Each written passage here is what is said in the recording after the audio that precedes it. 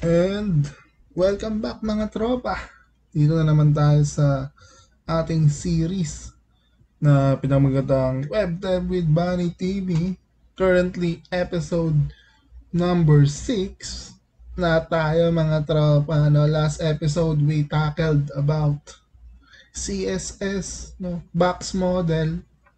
Siyempre meron tayong mga OG nung nakaraang episode na may mga OG tayo ng web designing, namely Flexbox. Asa na yung Flexbox natin dito? Ito, Flexbox, yan. Nag-Flexbox tayo. Then, meron din tayong grid layout, no? Dalawang magkaiba, no? Medyo ano tayo, medyo mabilis yung ating pinagdaanan sa Flex tsaka sa grid. Pero, alam ko na marami pa tayong madidiscuss na ganyan, no? In our future episodes.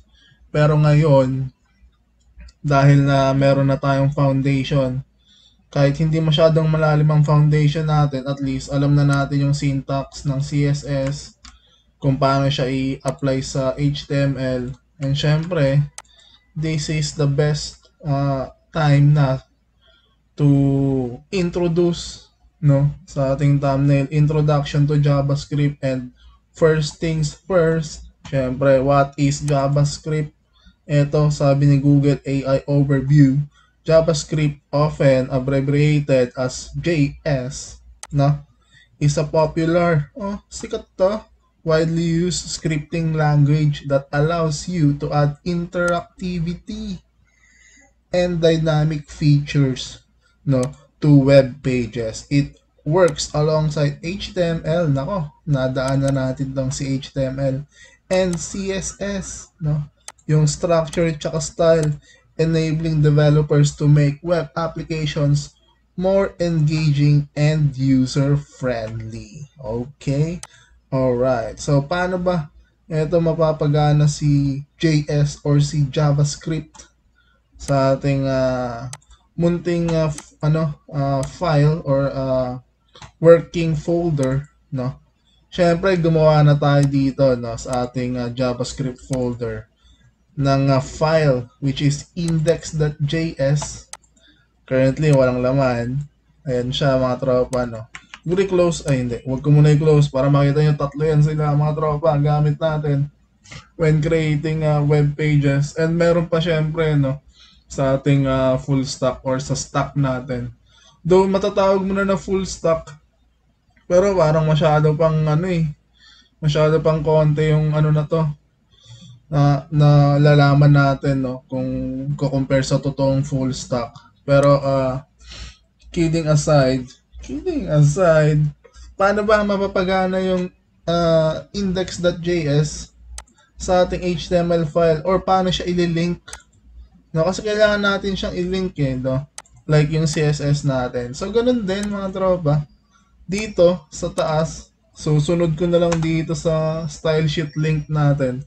Dito maglalagay na tayo ng script tag, kung tamang spelling ko, script tag. Tapos syempre, lalagyan natin siya ng attribute na source, no? src equals natin sa folder niya or sa ano niya, directory, no? So lalagay natin syempre js slash index.js, no? Bakit index.js, Bunny? Bakit hindi ibang name? Syempre kayo na bahala magpangalan dyan mga tropa. Hindi na importante yung pangalan ng CSS tsaka ng JS, no? Ang importante lang naman na yung index natin is yung HTML, no? Minabuti ko na lang pare-pareha sila, syempre para hindi na tayo malito, no? In-index na natin lahat ng to. And syempre, pangalawang attribute, dadagdag na natin dito, defer, no? Paano bang pinaka-simple explanation na ito, no? Defer, siguro kailangan to, hindi pala siguro, kailangan tong attribute na to para mag-load muna yung DOM. Ayan o, nakalagay, no? DOM content loaded. Basta, yung DOM na yon is yung buong HTML. So, ang sabi dito, pag meron tayong defer attribute, is maglo-load muna yung buong HTML bago niya basahin yung JavaScript, no? Parang ang nangyari, parang nandito siya sa pinaka-ilalim. Pwede mong gawin to, pinaka-ilalim, tanggalin mo yung defer, gagana. Pero ang hirap kasi pag marami kang markup, tapos andun sa pinaka-ilalim yung JS mo, JavaScript mo. So much better, itaas mo siya, lagyan mo siya ng defer, no? Para mas makita mo siya agad pag open pa ng HTML. Okay. Ito pala yung mga JavaScript na kasama, ito pala yung mga CSS na kasama. Ganon siya, no? Mas madali. Pero yan, itutuloy na natin sa JavaScript, no? Syntax, pinakaunang pag-aaralan natin sa ating mga, syempre, lahat naman ng inano natin, puro syntax, no? Ngayon, paano ba gumagana si JavaScript? Pwede tayo ditong, actually, marami tayong pwedeng gawin sa JavaScript. Unahin na natin. Paano ba siya mag-display? Display agad, Bani? Tama ba tong iniisip ko? Display agad. Sige, display. So, paano tayo magdi-display ng something dito sa web page natin? No? Ganito lang yan. Tatype lang natin document. Since yung document, siya yung page mismo, etong white screen na to sa right side. No? Tapos dot. Tapos right. Tapos open and close parentheses. Then end natin ng semicolon. Parang ganyan yung ano niya, yung syntax, no. Tapos sa loob ng semicolon, ilalagay natin dito yung kahit anong gusto nating isulat sa ating DOM or sa document object model. Yun yung ibig sabihin ng DOM, ha, D-O-M. Document object model, siya yung nakikita yung white screen na yan. So save natin. Mapapansin nyo, walang nangyari, no. Bakit kaya walang nangyari, mga tropa? Anong masasabi nyo dyan? Ba't walang nangyari? So, ito na naman tayo, no? Nagkaloko-loko na naman. Wala na naman nangyari. Bani TV. Check natin yan. Bakit walang nangyari? Nako ka. Baka kailangan ko ng ganito. Yan. Wala pa rin nangyayari. Document.write is deprecated. The declaration was marked deprecated here. Grabe ka naman, boss. Kaya pala siya may slash, mga tropa. Hindi na ata to pwede. Paano ba to gagana? Hindi na pala siya pwede. No? Pag i-console.log ko, gagana siya. At ganun ba? Ngayon ko lang ba nalaman na wala na to? Yung malaking D. Hindi. Bahala ka dyan. Deprecated na yung document.write. Ang pangit na naman. Bakit naman ganun? So, console.log muna tayo, mga tropa. Iisipin ko muna while nakipagtalakayan tayo dito kung bakit hindi gumana yung document.write na yun. Pero this time, console.log naman yung itry natin. So, console tayo. Tatype natin console. Tapos dot. Tapos log. Tapos open and close parentheses. Then, semicolon. No? Tapos, pwede tayo maglagay dito ng kahit ano. Para makita yung na console.log, di ba ganyan lang kayo, white space. Right click ulit natin, inspect natin. Dito natin nakita dati yung ito, yung box model. Pero this time, pupunta tayo dito sa arrow na to, more tabs, tapos console. Yan. Ito yung console. So, ang sinasabi lang ni JavaScript, sa console, i-log natin yung 1, 2, 3, 4. No? Paano pag nag-log tayo ng A? Halimbawa, bunny, ganyan, bunny. Bawal. Kasi ang bunny is not defined. So, para makapag-log tayo ng letters, kailangan pasok siya sa apostrophe or quotation marks. Parang ganyan. Bunny. Para ma-log siya dito sa console natin. No? Sa console log nag-experiment. And yung isa pang way para makita natin or isa pang way ng pagdi-display is alert. Ganito naman siya, alert. Tapos, open and close parentheses, no? Then, lagay na tayo dito ng gusto nating i-alert. Ang display niyan is dito, no? May pop-up tayo sa taas. Ang sabi niya, says 1, 2, 3, 4, 5. So, yun. Ganun siya, parang meron siyang prompt, no, sa taas. Kung letters naman ang gusto nating ilagay, ganun din. Quotation marks, tapos sa loob siya ng alert. So, ganun. So, that brings us sa ating, grabe struggle agad. Kakasimula lang natin na struggle to document that right. Alam ko ganito lang talaga yun mga tropa eh. Document that right lang talaga yun eh. Right line siguro. Kasi yung right naka-slash na eh, di ba? Right line ba yan? Ayaw. Basta, yung right kasi wala na tropa eh. Deprecated na daw eh. Ayun ang sabi oh. So, huwag na natin ang paalamanan. Hindi naman natin yan siya laging gagamitin. So, kung mapapansin nyo, no, nag-console log tayo ng number. Yung 1, 2, 3, 4, tsaka nag-console log tayo ng string. Okay. Dito na tayo papasok sa ating susunod na pag-uusapan. Data types. No? So, this is a number.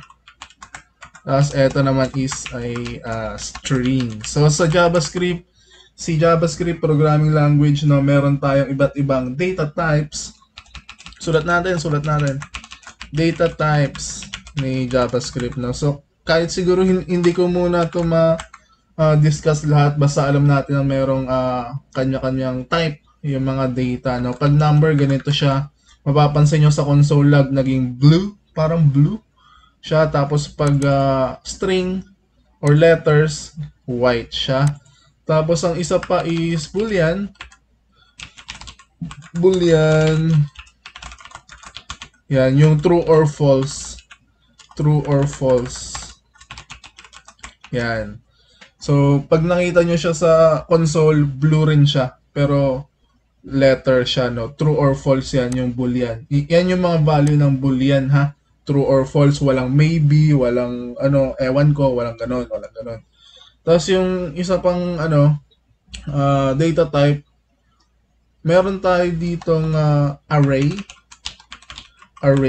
Yan.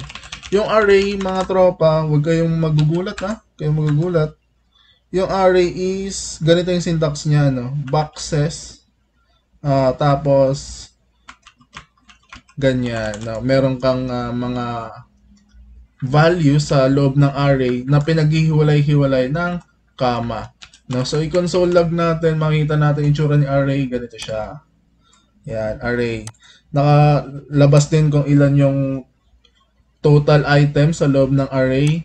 Tapos dito makita natin index ng array, then yung value ng array. No? More on that sa natin sa pagtatalakay natin ng JavaScript. Pero ino-introduce lang natin yung iba't ibang data type. No? Siguro mas magagamit natin itong sa taas, no, compared dito sa baba. Ihiwalay ko lang yan si array. Tapos yung isa pang natin, data type is object. Yan. Si object naman, wag kayong masyadong magugulat. Huwag kayong masyadong magugulat. Ganito siya. Curly braces. No? Tapos, key and value pair. No? Parang sa CSS. Halimbawa, padding 5. Tapos, paghihiwalayin sila ng comma. Tapos, margin 15. Parang ganyan yung object. No? So, halos same siya sa array. Ang pinag-iba lang nila, si array, index nagbe-base, no? 0, 1, 2. Si object naman, ikaw yung maglalagay kung anong gusto mo dito, no? Pwede nga tayong gumawa ng kakaibang array. Parang name niya is Bunny. Parang ganyan. Age niya is 25. Yan. Tapos, yan, parang ganyan. Try natin to. Save natin. Ayan. So, makikita nyo, meron tayong array dito. No? Ay, array tuloy. Meron tayong object dito na may name Bunny, tapos age 25. Parang ganyan. Ang dito, halos same sila ng array. Ang object nga lang is mas specific. No? Mas specific yung paglalagay natin ng data. No? Ginagamit to pag... hindi, kahit wag ko munang italakay. Basta, alam natin na may ganyan, no? Si array pala, pwede ka rin dito maglagay ng letters or string, no? Syempre, gagamitan mo lang sila ng quotation marks. Yan. Tapos, inab. Tapos, bag. Yan. Ganyan siya, no? Magiging string lang din yan sila, no? Kuya Bani, pwede rin ba mag-array na, na halo? Merong numbers, merong letters. Pwede mga tropa. Ano ba? Ganito. Tapos biglang magkakaroon ka ng ganyan. Ganyan. Pwede yan, halo-halo. Basta array yung basta array yung pinag-uusapan, pwede yung halo-halo mga tropa. No, ganoon din naman sa object, pwedeng halo, pwedeng may string ka, meron kang number, ganyan. No? So, etong yung natin, yung ko muna ng mga data types natin. Pero syempre, meron pa tayong kakaibang data types, no? Ewan ko kung magagamit natin dito. NaN, not a number, NaN, ito. Yung none, na yan. Tapos meron tayo ditong null, console.log null, tsaka console.log undefined. Yan. Merong iba't iba. Grabe yung mga data types na may null tayo, may undefined. No? So yung NaN, siya ay not a number. Not a number. Yung null naman, empty ito. Yung walang laman. Tapos yung undefined, not declared. Declared. Parang ganyan na lang siya yung iisipin natin. Pero itong tatlo na ito mga tropa, sa pagdadive natin ng mas malalim na JavaScript, saka pa lang natin yan sila makikita, no? Sa mga pagde-debugs natin ng error. Yan, yung tatlong yan. Palagi natin makikita to si undefined, tsaka si null, tsaka sa NaN. Pag nagkakaroon na tayo ng mga errors, no? Pero usually ako, personally, dito ako sa part na to. No? Ay, actually, lahat pala. Pero ito, mga 50%, ito yung types ng data natin. Another 50% ito, kasi nagde-debug na tayo. No? So, that's introduction sa ating data types using console log. Siyempre, meron pa tayong susunod na na tatalakayin, which are declaring variables, no? And anuhan na tayo ng variables sa CSS. Siyempre, gawin na rin natin sa JavaScript, no? So paano ba tropang Bani mag-declare ng variable, no? So ang convention sa pag-declare ng variable, same din sa ibang programming languages, pero dito sa JavaScript hindi na natin ini-specify yung typing, no? Kasi medyo si JavaScript sa types, medyo maluwag. Para siyang double-edged sword in my opinion, no? Kasi mas madali nga tayo mag-declare ng variable dahil hindi na kailangan ng typing. Pero on the other hand, pwede niya tayong para magkakaroon tayo ng problema, no, when debugging our code, dahil nga yung typing natin is hindi strong, no. So para mag-declare ng variable, pwede natin gamitin si var, yan, space, tapos variable name, kung anong gusto mo, tapos equals natin sa value, then semicolon. Always merong semicolon sa dulo, no? Yan natin yan. So pwede ring let tsaka const, no? So etong var na keyword is hindi na masyadong nagagamit nowadays, no? Isa na rin siyang deprecated like yung document.write natin kanina, no, na naka-slash na. So much better mag-focus tayo dito sa let and const, no. So let's try. Variable name natin is my name equals Bani. Yan. Tapos yung const natin is age equals 25. Kung mapapansin nyo, hindi na ako naglagay dito ng string. Diba sa ibang programming languages, naglalagay pa dyan ng int 25, yung mga ganyan. Pero dito kay JavaScript, wala na siyang paalam. Basta ilagay mo kung anong gusto mong value, no? tatanggapin niya ng tatanggapin. And to see that in action, pwede natin i-console log si my name. And sa next line, i-console log natin si age, no? Let's try. Yan. So, console log siya, no? And then, yung pinagkaiba ng dalawang keywords natin sa pagde-declare ng variable, declaration, no? Si let, ito, is pwede siyang mapalitan, no? Halimbawa, on my next line, naglagay tayo ng let my name naman equals inab. Pwede yan siya. Cannot redeclare block scope variable my name. Okay. Bawal din siyang hindi. Pwede siyang mapalitan using this, no?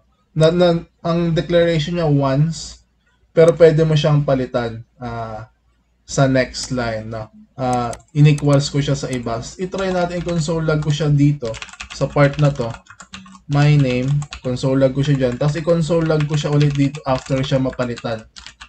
No, mapapansin natin, sa first console log natin, bunny pa rin yung nakalagay doon. Pero, dito sa line 38, pinalitan natin yung value, naging enab. So, sa line 39, pag console log, naging enab. So, bantay tayo dyan sa pagpapalit-palit ng value ng variable natin kasi isa to sa pinagmumulan ng mga errors and bugs, no, sa programming, no? Pag napalitan mo ng value, halimbawa si my name naging 25 bigla dito, 'di ba? Color key. Maloloka ka dyan kakahanap, sabi mo, bakit yung pangalan ko naging 25, 'di ba? Talagang baliw-baliwan talaga dito mag-debug, no? Yun ang kinagandahan ni const, mga tropa, no? Pag gumagamit ka ng const or constant, no? Hindi ko na siya pwedeng palitan. Ano ba, maging 26 siya. Yan. Bawal na. Bawal nga ba? Baka nagjo-joke lang ako. Baka bawal. Ayan. Kinabahan ako bigla. Pwede, ayan na ang sasabi. Assignment to constant variable, no? Yeah, uncaught type error. So, mag-error siya at hindi siya nakuha ni error lens, di ba? Unlike yung kanina na nag-let ako ng my name equals, yan o. Ito, yung red na yan, yung nandito pa lang sa, sa editor natin. Ito, ang may gawa nito is si error lens, no? Na niya agad nakikita niya. Pero itong paglagay ko ng value ulit sa age, hindi nakita ni error lens, no? Pero nakita na siya ni console natin. No, yun ang sinasabi natin na hindi lahat nakikita ni error lens. Pero so much for that, mga tropa, no? Basta ang alam natin na yung let na pag-declare is pwede mo palitan yung value, and yung const naman is hindi mo pwedeng palitan yung value, no? So, in my opinion, parehas ko silang nagagamit, yung constant tsaka yung let, no? I'm very tawag dito, I'm using it very safely safely or carefully, no? Yung let ko na minimake sure ko na every time I change the value of my variable here na declared with let keyword, same pa rin siya, same what do you call this, same type, no? Yan. So i-try naman natin on our tawag dito, on our elements markup. Yan. So dito sa markup, kasi parang ang boring naman na ito, no? Kung ganyan-ganyan na lang ba, Kuya Bani, yung pwede natin gawin sa JavaScript, no? Let my name na lang ba? So this time, we will use elements or HTML tags, no? Gawa tayo ng button, mga tropa, button. And this is the like button. Uy, like button. Like button, tsaka subscribe button. Subscribe button. Tapos maglagay tayo ng paragraph. Na, lagyan natin ng ID na what do you call this? Note. or message. Ayan, message na lang. Tapos eto, lagyan natin si like button ng ID na button dash like. Tapos si subscribe button, syempre, ang ID niya is button.subs. Ayan. So meron tayong tatlong element na pwede nating wait lang, saan ba ito nakalagay si ano? Para make sure ko lang. Ayun, nag-next line siya. Hindi sanay sa element. So meron tayo dito dalawang buttons. Tanggalin natin ito. Yan. Si like button tsaka si subscribe button. And syempre nandito yung message. Lagyan ko siya ng text. Ayan, may message tayo dyan sa baba. Pero buburahin ko siya, buburahin. So paano ba to mga tropa? I-declare natin etong mga button tsaka yung paragraph as variable natin. So paano ba yun, Kuya Bani? Pwede ba yun? Magde-declare siya ni JavaScript as variable? Pwede, tropa. Gamitin natin si let keyword. Tapos button, ito ano na to, pangalan mo na to. Kahit ano dito. And for now, gagamit ang button like. Tsaka si let button subs. Tsaka si let message. Yun ba yung mga ano nila? Button like, button subs, tsaka message. Yan. Ito ngayon, si button like, i-equals ko siya kay document. Oops, huwag kayong masyadong mataranta. Document that get element by ID. Ayun din ang kinagandahan. Meron tayong tawag dito, Visual Studio. Tara mo, pag-type ko ng document dot, ang dami niya nang sinuggest sa akin, no? And habang nagta-type tayo, nakikita na natin yung meron tayong get element by ID, get element by class name. Alam nyo na yung mangyayari, no? Hindi lang sa ID, pwede rin sa class name, pwede rin sa name, pwede sa tag name, pero this time get element by ID lang. Tapos open and close parentheses. Tapos sa loob, ilalagay natin kung ano yung ID, which is btn dash like. Gawin din natin sa tatlong mga mga elements natin. Ito si subs and ito naman si message. So paano ba natin malalaman kung tama yung mga elements na nalagay natin sa variable? Paano ba? Di console natin si button like, si button subs, tsaka si button message. Okay. So pag save natin, i-console log nila. Ayan. So nakuha mga tropa. Ito hindi ko alam kung anong nangyari dito sa kanya. Pero naging button siya, no? Na merong iba't ibang properties, no? Like an object, no? So anong mangyari diyan, Kuya Bani? Pag may ganyan na, wala naman nangyari pag kiniklik natin. Tama. Wala pa nangyari kasi de-declare pa lang natin siya, no? Ang magic diyan is pag ilagay na natin sa event, no? So, konting introduction sa event lang to, no? Ang syntax natin na gagamitin is si button like, ganyan, yung natin, yung tawag dito, yung variable natin, dot, add event, listener, ayan na. So, pag type nyo lang ng add event, ayan na, nagpakita na add event listener tayo, mga tropa. Nako, open and close parentheses. Anong ilalagay sa loob ni add event listener? Siyempre yung click event. Then yung next natin ay function, no? So to create function, ganito siya. Huwag kayong masyadong magulat mga tropa, basta ganyan yung syntax niya, no? Button like or kung ano man yung pangalan ng button mo, dot add event listener, yan. Then open and close parentheses, eto. Then sa loob ng parentheses mo, ilalagay mo yung dalawang value, no? Si click na text siya or string, tapos comma followed by this kakaibang syntax, no? This is a function, yung mga tropa, no? Tapos sa loob ng curly braces, dito natin ilalagay yung script natin, kung anong gusto natin gawin nung button na to, no? So to try that, let's try alert muna. Button like is pressed. Yan. Save natin.